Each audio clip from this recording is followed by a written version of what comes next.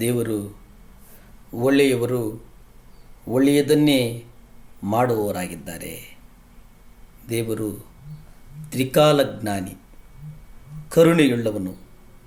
ಎಫೆಸ 2ನೇ ಅಧ್ಯಾಯ 8ರಲ್ಲಿ ನಾವು ನೋಡುವುದಾದರೆ ದೇವರ ವಾಕ್ಯ ರಕ್ಷಣೆಯ ಬಗ್ಗೆ 3 ಕಾಲಗಳಲ್ಲಿ ಮಾತನಾಡ್ತದಂತೆ.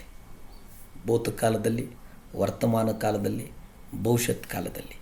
ಅದು ಕೇವಲ ದೇವರಿಂದ ಮಾತ್ರ ಸಾಧ್ಯ. ಏಕೆಂದರೆ ನಾವು ಈ ಗುಣಮಟ್ಟುಗಳನ್ನು ನಮ್ಮಲ್ಲಿ ವಾಸ ಮಾಡುವಂಥ ಪವಿತ್ರಾತ್ಮನ ಮೂಲಕ ನಾವು ಕಾಪಾಡಿಕೊಳ್ಳಬೇಕು ಅನ್ನುವುದನ್ನು ನಾವು ಗ್ರಹಿಸ್ತೇವೆ. ದೇವರ ವಾಕ್ಯ ನಮಗೆ ರಕ್ಷಣೆಯನ್ನು ತರುವಂಥದ್ದು ನಿಜ. ರಕ್ಷಣೆ ಬಂದಾಗ ನಮಗೆ ನಂಬಿಕೆ ಬರ್ತದೆ. ಆ ನಂಬಿಕೆ ಪ್ರೀತಿಯನ್ನು ಹುಟ್ಟಿಸ್ತದೆ. ಆ ಪ್ರೀತಿ ಹಂತವಾಗಿ ನಮ್ಮ ಬದುಕಿನ ಬಗ್ಗೆ ಜಯದ ಮಾಲೆಯನ್ನು ನಡೆಸ್ತದೆ. ರಕ್ಷಣೆ ನಮಗೆ ಬಹಳ ಮುಖ್ಯ. ಯಾಕಂದರೆ ರಕ್ಷಣೆ ಪವಿತ್ರಾತ್ಮನ ಅಭಿಷೇಕವನ್ನು ಹೊಂದಿಕೊಳ್ಳುವುದಕ್ಕೆ, ನಿಜವಾದ ಪವಿತ್ರತೆಯನ್ನು ಕಾಪಾಡಿಕೊಳ್ಳುವುದಕ್ಕೆ ಬಹಳ ಮುಖ್ಯ ಆಗ್ತದೆ. ಎಲ್ಲ ಪ್ರವಾದಿಗಳ ಭಾರವು ಪವಿತ್ರತೆಯಾಗಿತ್ತು ಎಂಬುದಾಗಿ ನಾವು ಸತ್ಯವೇದದಲ್ಲಿ ನಾವು ನೋಡ್ತೇವೆ. ನಿಮ್ಮ ವಿಗ್ರಹಗಳನ್ನು ಬಿಟ್ಟು ಬಿಡಿರಿ ಅನ್ನುವುದಾಗಿ ನಾವು ಗ್ರಹಿಸ್ತೇವೆ.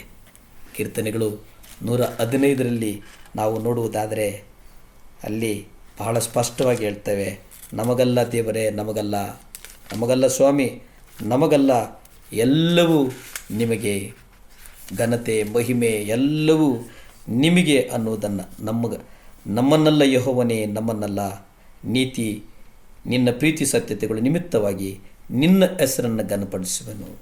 ನಾವು ಅವನ ಹೆಸರನ್ನು ಘನಪಡಿಸುವುದಕ್ಕಾಗಿ ಬದುಕಬೇಕಾಗಿದೆ. ನೋಡಿ, ಅವರ ವಿಗ್ರಹಗಳು ಬೆಳ್ಳಿ ಬಂಗಾರದವುಗಳಲ್ಲ, ಅವು ಮನುಷ್ಯರ ಕೈ ಕೆಲಸವಷ್ಟೇ.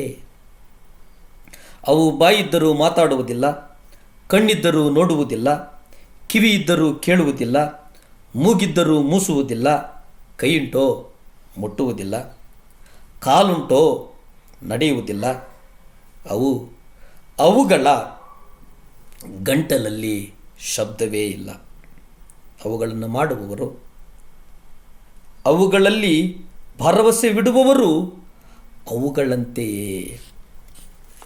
ನಮಗೆ ರಕ್ಷಣೆ ಮಾರ್ಗ ಬಂದರೆ ಭೂತಕಾಲ ಎಫೆಸ 2:8, ವರ್ತಮಾನ ಕಾಲ ಫಿಲಿಪ್ಪಿ 2:12, ಭವಿಷ್ಯತ್ ಕಾಲ ರೋಮ 13:11.